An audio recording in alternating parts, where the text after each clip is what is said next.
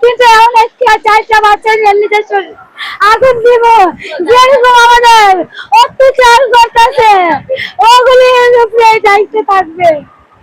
আমরা আমার বাচ্চার যদি পুরাতাম আমার হাতে একটু তা পাইতো, কিন্তু এরকম কোনো কিছু আছে? কত ঘরে ছিল বাপ মা, ঘরে থেকে নিজের ছেলেকে পুড়তে কেমন ভাবে দিল? আর ছেলে যে পুড়ছে নিজের জীবন কি বাঁচানোর লিগা কোনো উপায় খুঁজে নাই?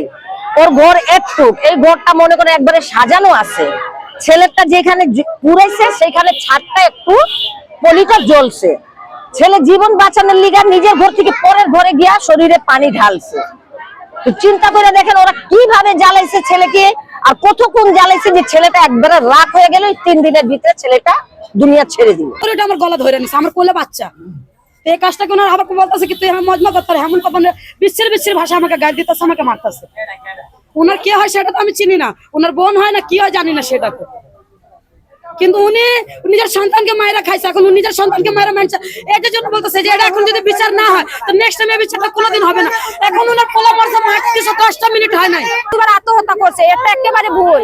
ওর মা নিজের বাচ্চাকে ঘরে বন্দি করে কেরোসিন তেল দিয়ে মুখে পলি মানে ঢুকিয়ে ওকে জ্বালিয়ে দিছে পুরো। ওর মা ওকে মারছে বাচ্চাকে।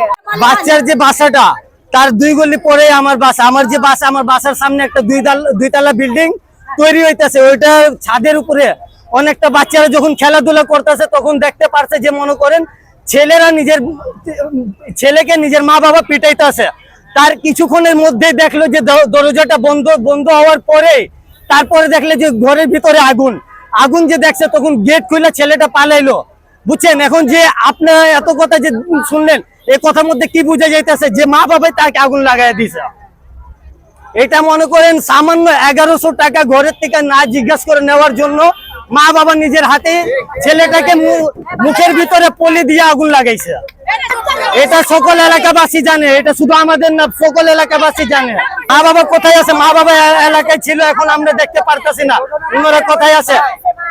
এই গাড়ির লাশটা তার বলা হয়েছে যে তার আত্মীয় স্বজনকে দেখানোর জন্য নিয়ে যাওয়া হচ্ছে, কিন্তু তার আত্মীয় স্বজন নিজে এলাকায় ছিল, তাই এই জন্য তারপরে এলাকা থেকে লাশটা বের হলো কি কারণে? যদি এই কালসি রোডটা না আটকানো হতো জনগণের মাধ্যমে তাহলে লাশ কখনো আমরা পাইতাম না। এই রাস্তা না আটকানো হলে কখনো আমরা লাশ পাইতাম না। একটা কথা, এরকম মা আমরা কোনোদিন দেখছি না যে একটা নিজের ছেলেরা ধ্বংস করছে 1100 টাকার জন্য। এটা আমরা বিচার চাই। কোনো ছেলে মার উপর বিশ্বাস করবো না, কোনো বাচ্চা মার উপর বিশ্বাস করবো না, যেরকম মা করছে কোনো মা বিশ্বাস করবো না। মারছে মা বাবা ভাই বোন সবাই মিলে ধরতে মারছে। এমন মা দরকার নেই সমাজে থাকা, এমন মা ফাঁসি দরকার, ঠিক আছে? এমন মা রাস্তার ভিতরে এবারে আগুন লাগানো দরকার। কি লেগা আজকে উনার জন্য অন্য মা সাহস পাইতে পারে যে উনি যে আগুন লাগাইছে, আমি আমার ছেলে দোষ করলে আমি আগুন লাগাবো।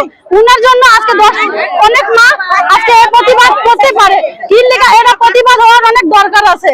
আজকে উনি মা আছে, উনি মা কেমনি নিজের সন্তানকে জ্বালাইতে পারলো, আর মুখে পলি দিয়া আর হাত বান্ধা কেমনি করে যে নিজের সন্তানকে নিজে জ্বালাইতে পারছে।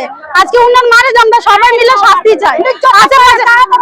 নিজের ছেলেকে বলছে যে তুমি যদি বিচার দাও, তুমি আমার নামে যদি বিচার দাও তাহলে তোমাকে আমি চিকিৎসা করব না। নিজের ছেলেকে বলছে, এই কারণে ভয়ে ছেলে বলছে যে আমার মা আমাকে কিছু করে নাই, বাবা কিছু করে না, কিন্তু ওনাকে ধমকি দেওয়া হচ্ছে, ছেলেকে ধমকি দেওয়া হচ্ছে। দেখা ছেলে নিজে শিকার খায় নাই।